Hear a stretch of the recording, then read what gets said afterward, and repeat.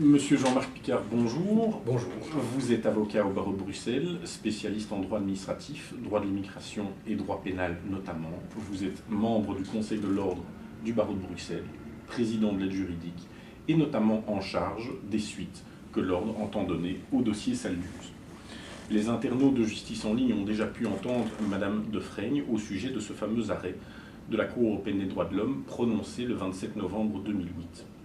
Avant de parler de cette proposition de loi actuellement en examen, pourriez-vous nous décrire la manière dont le barreau de Bruxelles s'organise en attendant cette fameuse loi?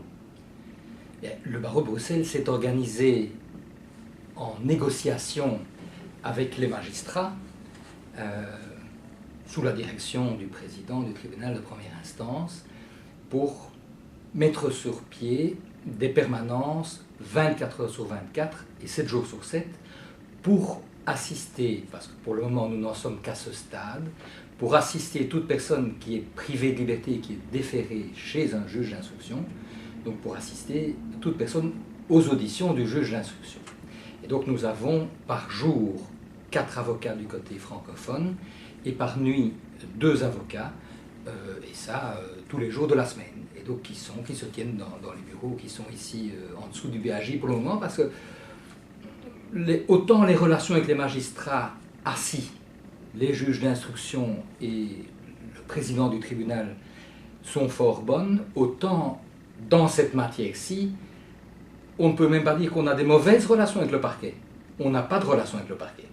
Le procureur général a dit « Je ne veux rien savoir de cet arrêt Saldus, et tant qu'on n'a pas une loi, je n'appliquerai pas la jurisprudence de Strasbourg », ce qui est un peu singulier, puisque les juristes savent qu'il y a une hiérarchie des normes et que les normes de la Convention européenne des droits de l'homme sont supérieures aux normes nationales belges, et donc nous avons un procureur général qui nous dit « Moi, je ne vais pas appliquer la loi applicable, c'est singulier, mais bon, ton tact ».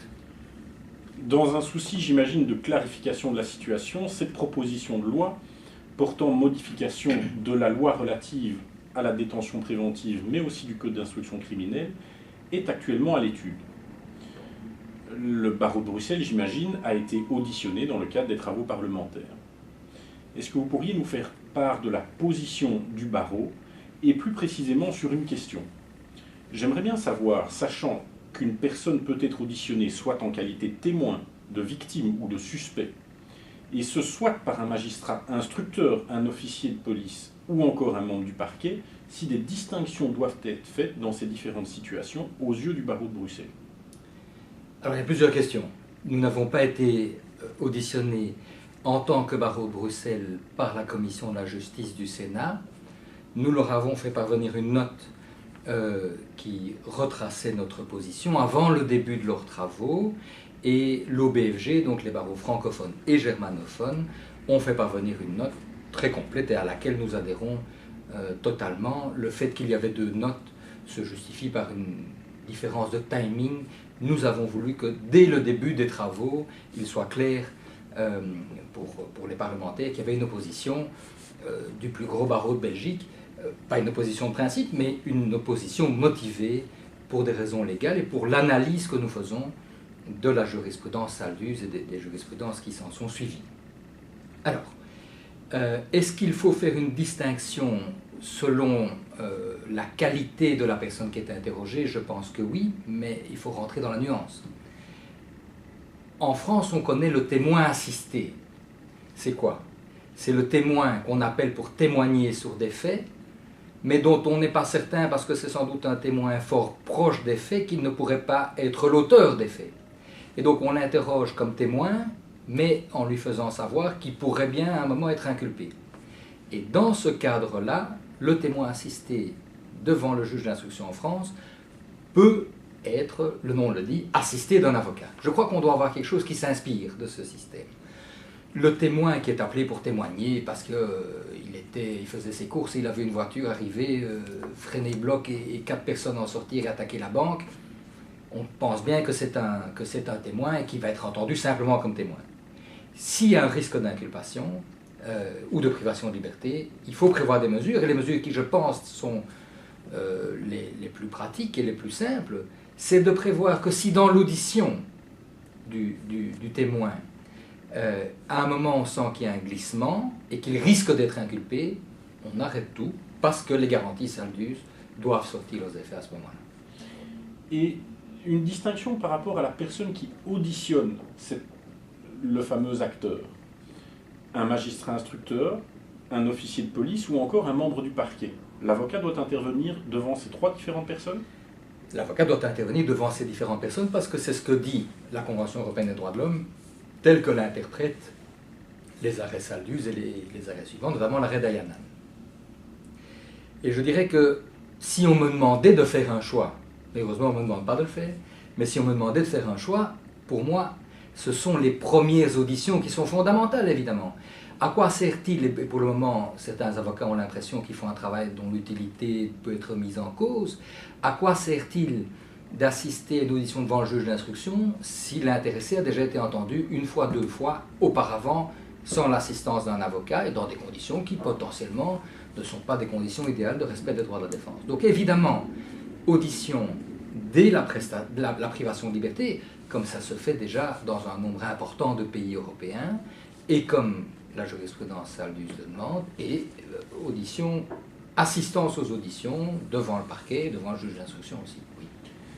Et selon vous, plus précisément, quel est le rôle que doit jouer l'avocat à ce stade de la procédure? Deux éléments viennent à l'esprit. D'une part, doit-il avoir, et ab initio, dès le départ, accès au dossier répressif, ou encore doit-on simplement lui permettre d'avoir un entretien en colloque singulier avec son client avant d'être auditionné? Vous me demandez quelle est mon opinion quant au rôle de l'avocat. L'opinion du président du BAJ n'a pas une importance fondamentale. Je vais vous dire ce que dit l'arrêt Dayanan, qui est le deuxième arrêt important après l'arrêt Saldus, qui a été l'arrêt de principe, et l'arrêt Dayanan, qui est venu à peu près un an plus tard, précise beaucoup plus finement les modalités. Donc, arrêt Dayanan, l'équité de la procédure requiert que l'accusé puisse obtenir, j'aime bien la formule, toute la vaste gamme d'interventions qui sont propres au Conseil. À cet égard, la discussion de l'affaire, l'organisation de la défense, la recherche des preuves favorables à l'accusé, la préparation des interrogatoires et le soutien de l'accusé en détresse et le contrôle des conditions de détention sont des éléments fondamentaux de la défense que l'avocat doit librement exercer. Donc on a là, peut-être en des termes généraux et pas obligatoirement des termes totalement juridiques, mais on a en tous les cas le cadre que pose la Cour européenne des droits de l'homme. Alors, ça veut dire, d'une part, que l'avocat doit pouvoir intervenir et doit pouvoir prendre la parole durant l'audition. Maintenant, il faut être très clair. L'avocat n'était pas témoin des faits. Si jamais il est témoin des faits, il ne peut pas être l'avocat. Donc, il n'a rien à dire sur la façon dont les faits se sont déroulés. Et il doit évidemment s'abstenir d'intervenir pour permettre au suspect, après avoir attiré son attention sur le fait qu'il risque, en faisant certaines déclarations, de s'auto-inculper, mais une fois qu'on a bien averti le suspect qui risque plutôt de s'auto-accuser, une fois qu'on l'a bien averti, sur les faits, l'avocat n'a plus rien à dire, avec peut-être des exceptions que nous avons déjà vécues depuis maintenant 4 mois que nous faisons les auditions. Nous pouvons déjà maintenant rencontrer notre client un quart d'heure, une demi-heure avant l'audition. Et donc il nous dit ce qui s'est passé. Et puis on arrive ensemble devant un juge d'instruction, ce qui est un moment stressant pour le suspect. Et c'est l'enjeu de cette audition. Il risque d'être mis sous mandat d'arrêt, il risque d'être privé de liberté. Et donc il y a parfois des choses qu'il oublie.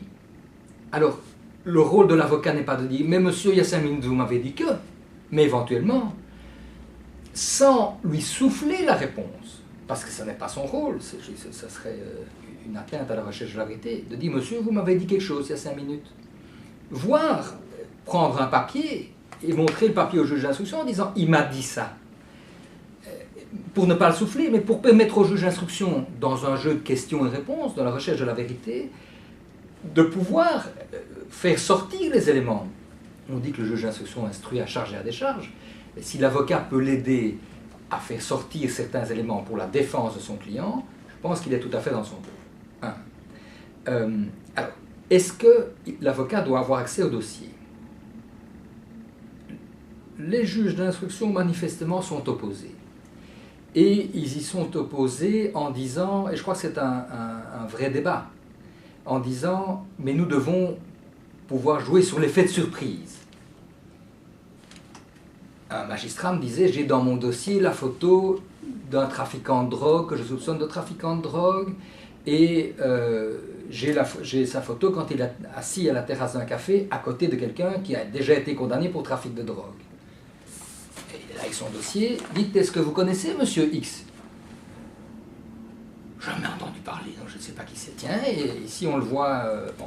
Donc là, ils nous disent, on doit pouvoir, avec des dossiers difficiles, agir par ruse. On peut se poser la question de savoir si on doit agir par ruse ou si le procès doit être tout à fait loyal et qu'on mette tout sur la table. Mais enfin, on peut comprendre que les suspects ne soient pas toujours des anges ou des oiseaux nés de la dernière couvée et que donc peut-être il faut parfois s'y prendre par des subterfuges. Enfin, je pense qu'il faut différencier l'exception et la règle. Il faut savoir aussi, j'ai jamais entendu dire ça dans tout ce débat, que nous avons des précédents en Belgique de l'assistance aux auditions des suspects. Et depuis longtemps, c'est l'assistance que les avocats apportent aux auditions des mineurs devant le tribunal de la jeunesse. Et donc, ça se fait déjà. Quand on dit c'est une catastrophe, qu'est-ce que vous allez faire? Non, on fait pour les majeurs ce qu'on fait déjà pour les mineurs depuis plusieurs dizaines d'années. Et il y a un arrêt de la Cour d'appel de Bruxelles qui dit, c'est un arrêt du 9 janvier 1995, attendu que l'avocat auquel il incombe l'assistance d'un mineur a toujours le droit de se concerter avec celui-ci avant la comparution devant le juge de la jeunesse, ça je crois que personne ne le contestera, et de prendre connaissance du dossier. Donc ça fait 16 ans qu'il y a un arrêt qui permet aux avocats du mineur qui a 17 ans, 11 mois et 29 jours de prendre connaissance du dossier. Dans 2 jours, son avocat n'aura plus le droit de prendre connaissance du dossier. Je serais curieux de voir ce que dirait la Cour constitutionnelle en disant 2 jours près, on a accès au dossier ou on n'a pas accès au dossier. Et donc je crois qu'il faut qu'on arrête de dire les juges d'instruction ne veulent pas, les policiers ne veulent pas. Là n'est pas la question. On n'est pas là pour faire plaisir aux avocats ou pour faire plaisir aux juges. On est là, ou aux policiers, on est là pour appliquer la loi. Et la loi, depuis 16 ans, elle nous dit c'est comme ça qu'il faut faire en Belgique. Donc, pour moi, la question est réglée.